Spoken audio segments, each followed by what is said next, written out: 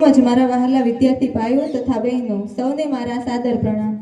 ગીતા સુગીતા કર્તવ્યા કિમન્યે શાસ્ત્ર વિસ્તરે યા સ્વયં પદ્મનાભસ્ય મુખ પદ્માદ્વિનિઃ શ્રુતા। મેં સાંભળ્યું છે કે ગીતા જયંતિ માત્ર ભારતમાં જ નહીં પરંતુ સમગ્ર વિશ્વમાં ઉજવાય છે। આ 5162મી ગીતા જયંતિ નિમિત્તે આપણી શાળામાં પણ એક નાનકડો એવો કાર્યક્રમ રાખેલ છે।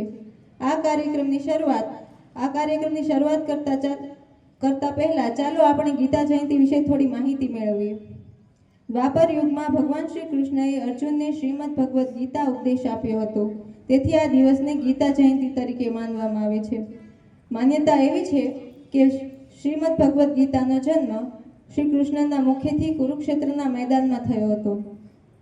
કળિયુગની શરૂઆતના 30 વર્ષ પહેલા શ્રી કૃષ્ણએ કુરુક્ષેત્રના મેદાનમાં અર્જુનને જે ઉપદેશ આપ્યો હતો એ શ્રીમદ ભગવદ્ ગીતા તરીકે પ્રખ્યાત છે। શ્રીમદ ભગવદ્ ગીતાના 18 અધ્યાયમાંથી પ્રથમ 6 અધ્યાયોમાં કર્મયોગ, પછીના 6 અધ્યાયમાં જ્ઞાન યોગ અને છેલ્લા 6 અધ્યાયમાં ભક્તિ યોગના ઉપદેશ આપ્યા છે। તો ચાલો હવે આપણે કાર્યક્રમની શરૂઆત કરીએ। સૌપ્રથમ આપણે કાર્યક્રમની શરૂઆત ગોંડલિયા સાધના બહેનના મધુરાષ્ટકમ શ્લોકથી કરીએ, તો તેમને વિનંતી કે તેઓ મંચ પર આવે।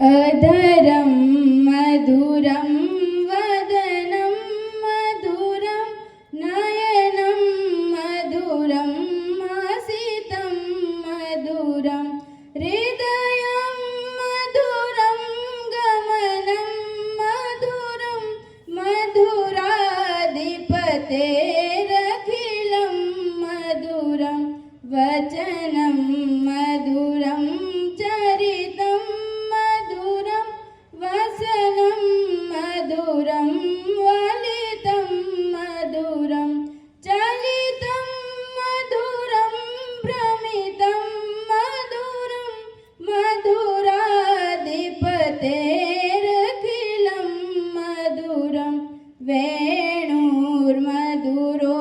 રેણુર્મધુર પાણીર્મધુર પાદુ મધુરો રુદ્રમ મધુરમ સંખ્યમ મધુરમ મધુરાધિપતેરખિલમ મધુરમ ગીતમ મધુરમ પીતમ મધુરમ ભુક્તમ મધુરમ સુપ્તમ મધુરમ રૂપમ મધુરમ તિલકમ મધુરમ મધુરાધિપતેરખિલમ મધુરમ કરણમ મધુરમ તરણમ મધુરમ હરણમ મધુરમ રમણમ મધુરમ વમિતમ મધુરમ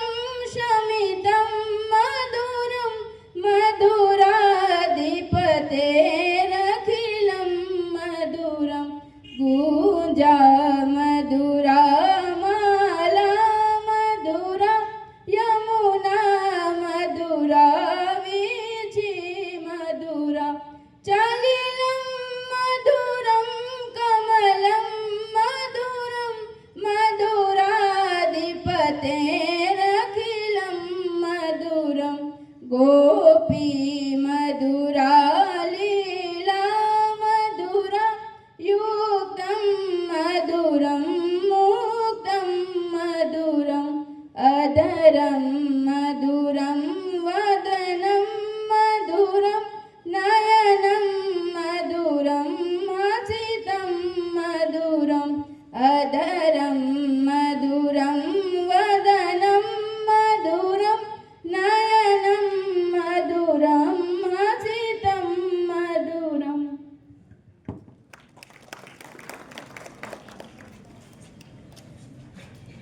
ખૂબ સરસ સાધના બહેન। ગીતા એ તેના મૂળ રૂપે અત્યંત ગહન અને સશક્ત અનુભૂતિ યુક્ત એક અતિ ઉત્તમ વ્યાખ્યા પામેલ ગ્રંથ છે। ગીતા એ એક જ એવો ગ્રંથ છે જેની જન્મ જયંતિ ઉજવાય છે। સીતા જેવી સ્ત્રી અને ગીતા જેવો ગ્રંથ ભારતમાં જ થઈ શકે છે. હવે ખુમાણ રાજેશ્વરી બહેન અને ખુમાણ નયના બહેનને વિનંતી કે તેઓ ગીતાંશ કંઠપાઠ અહીં રજૂ કરે.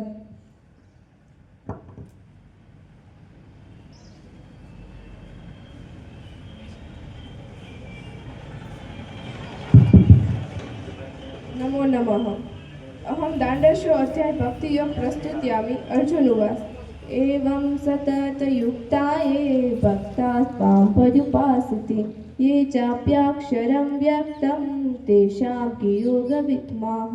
श्री भगवान उवाच मयावेश्य मनो ये मां नित्ययुक्ता उपासते श्रद्धा पर्युपितास्तु मे युक्तमामताः ये त्वरक्षरं निर्देशं व्यक्तं पर्युपासते सर्वथा गं चिन्त्यं च कुटस्थमचलं ध्रुवं संयम्येन्द्रियं ग्रामं सर्वतः सम्बुद्धः ते प्राप्नुवन्ति मामेव सर्वभूतैते रताः क्लेशोऽधिकतरस्तेषां व्यक्तास्तु चेतसा अव्यक्ता हि गतिदुःखं देहवधिरवाप्यते ये तु सर्वाणि कर्माणि मयि सन्न्यस्य मत्परा अनन्येनैव योगेन मां ध्यायन्त उपासते तेषामहं समुद्धता मृत्युसंसारसागरात् भवामि न चिरात् पार्थ्यावेशितचेतसा मयैव मन आधत्स्व मयि बुद्धिनिवेशय निवसिष्यसि मयैव उदर्वनस्तशः अथ चित्तं समाधातुं न शक्नोमि मयि स्थिरम् अभ्यासयोगेन ततो मामिच्छाप्तु धनञ्जय अभ्यासे समर्थ्योऽसि मत्कर्म परमो भव मदर्थमपि कर्माणि कुर्वन् सिद्धिभवाप्स्यसि ते तदप्यशक्तोऽसि कर्तुमध्योगमाश्रित सर्वकर्मफलत्यागम ततः कुरु यतात्मवान् अद्रेष्ट सर्वभूतानां मैत्र करुण एव च निर्ममो निरहङ्कार समदुःख सुख शमी निर्ममो निरहङ्कार समदुःख सुख क्षमी संतुष्ट सतत योगी यतात्मा दृढ निश्चय मया प्रीतम न बुद्धिय मद्भक्त समे प्रिय यस्मानो द्विजते लोको लोकोनि द्विजते च यः हर्षामर्ष भयोद्वेगे मुक्तो यः सच मे प्रिय अनपेक्षः सुचिदक्ष युदासीनो गतव्यथ सर्वारंभ परित्यागी यो मद्भक्त समे प्रिय यो न हस्यति न द्रोष्टति न शोचति न काक्षति शुभाशुभ परित्यागी यो मद्भक्त समे प्रियः समः मित्रो च शत्रो च तथा मानापमान्यः शीतोष्ण सुख दुःखेषु मद्भक्त समे प्रियः तुल्य निंदा स्तुति मौनि संतुष्ट येन केनचित् अनिकेतः स्थिरमति भक्तिमाने मद्भक्त समे प्रियः ये तु धर्मयामृतमेदं यथोक्तं पर्युपासते श्रद्धाना मत्परमा तेतिव मे प्रियः अस्तु।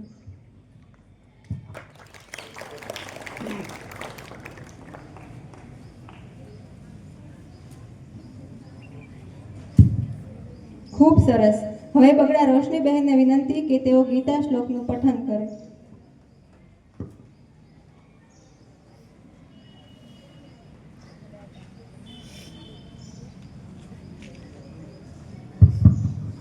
द्वादश अध्याय भक्ति योग। अर्जुन उवाच एवं सतत युक्ता ये भक्ता पर्युपासते ये चाप्यक्षरं निर्देशम् अव्यक्तं पर्युपासते। भगवान उवाच मया वेश्य मनो ये मां नित्ययुक्ता उपासते श्रद्धया पर्युपेतास्ते मे युक्ततमा मताः ये त्वक्षरं निर्देशम् अव्यक्तं पर्युपासते सर्वत्रागम चिन्त्यं च कुटस्थं चलं ध्रुवं संनियमेन्द्रियग्रामं सर्वत्र सम्बुद्धय ते प्राप्नुवन्ति मामेव सर्वभूतहिते रता क्लेशोऽधिकरस्तेषां व्यक्ता सत्यचेतसाम् अव्यक्ता हि गतिर्दुःखं देहवद्भिर्वाप्यते तेषामहं समुद्धर्ता मृत्युसंसारसागरात् भवामि न चिरात् पार्थ मया वेशितचेतसाम् मयैव मन आधत्स्वं मयि बुद्धिं निवेशय निवसिष्यसि मयैव अथ ऊर्ध्वं न संशय अथ चित्तं समाधातुं न शक्नोषि मयि स्थिरम् अभ्यासयोगेन ततो मामिच्छाप्तुं धनञ्जय अभ्यासे समर्थोऽसि कर्तुं मध्योगमाश्रित मदर्थमपि कर्वाणि कुर्वन् सिद्धिं वापस्यसि अथेतदप्यराक्तोऽसि कर्तुं मध्योगमाश्रित सर्वकर्मफलत्याग ततः कुरु यतात्मवान् अस्तु।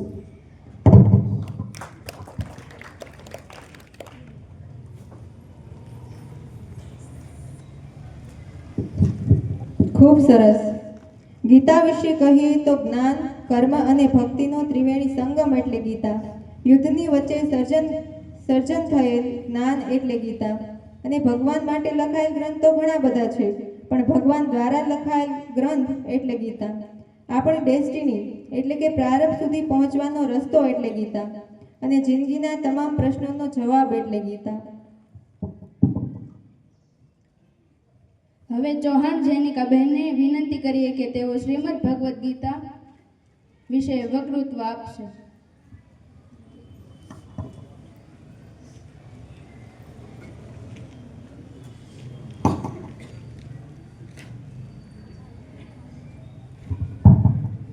આદરણીય શ્રી સંજયભાઈ, સ્ટાફના ભાઈઓ તથા વહાલા વિદ્યાર્થીઓ તથા બહેનો, આજ હું ગીતા જયંતિ વિશે થોડું જણાવવા માંગુ છું. એટલે હું તમને વિનંતી કરું છું કે તમે મને સાંભળશો. આજથી 5000 વર્ષ પહેલા કુરુક્ષેત્રના રણ મેદાનમાં ભગવાન શ્રી કૃષ્ણએ અર્જુનને આપેલું માર્ગદર્શન એટલે શ્રીમદ ભગવદ્ ગીતા. ગીતામાં કુલ 4 પાત્રો વચ્ચે સંવાદ થાય છે. પહેલું શ્રી ભગવાન શ્રી કૃષ્ણ, બીજું અર્જુન, ત્રીજું ધૃતરાષ્ટ્ર અને ચોથું સંજય. ભગવાનનું હૃદય એટલે ગીતા, ભગવાને ગાયેલું ગીત એટલે ગીતા. ભગવદ્ ગીતા એ સંસ્કૃત ભાષામાં રચાયેલો ગ્રંથ છે. ગીતામાં કુલ 18 અધ્યાયો અને 700 શ્લોક આવેલા છે. મોટાભાગના ગીતાના શ્લોકો અનુષ્ટુપ છંદમાં રચાયેલા છે. ગીતાના સ્મૃતિ ગ્રંથ એટલે માનવામાં આવે છે. હિન્દુ ધર્મ 2 આદિ ગ્રંથ છે, એક રામાયણ અને બીજો મહાભારત. મહાભારતની રચના વેદવ્યાસે કરેલી છે. શ્રીમદ ભગવદ્ ગીતા એ મહાભારતનો એક ભાગ છે. મહાભારતનું યુદ્ધ પહેલા દિવસે અર્જુને પોતાના સગાવાલાઓને જોઈને યુદ્ધ કરવાની ના પાડે છે. યુદ્ધ થયા બાદ આવનારા પરિણામોથી તે ડરી જાય છે. તેના હાથમાંથી ધનુષ્ય પડી જાય છે અને તેનું મોઢું સુકાઈ જાય છે. તે રથમાં બેસી પડે છે. ત્યારબાદ પણ આભાર માનું છું. સાથોસાથ આપ સૌ વિદ્યાર્થી ભાઈઓ તથા બહેનોએ આપણા આ નાનકડા કાર્યક્રમમાં સંપૂર્ણ સહકાર આપ્યો તે બદલ આપ સૌને પણ ધન્યવાદ. અસ્તુ.